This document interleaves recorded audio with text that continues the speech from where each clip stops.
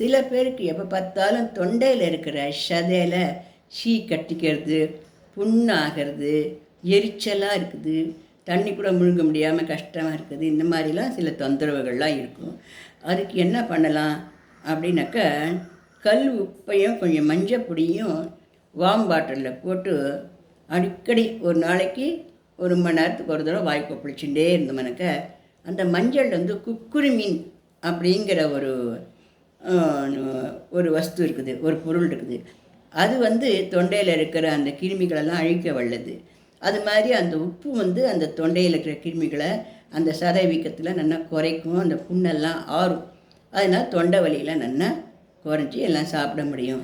அது தவிர திரிப்பலா அப்படி நாட்டு மருந்து கடையில் வைக்கிறது, அதை 1/2 ஸ்பூன் போட்டு ஒரு டம்ளர் தண்ணியில் வெதுவெதுப்பான தண்ணியில் போட்டு வாய் கொப்பளிக்கலாம்.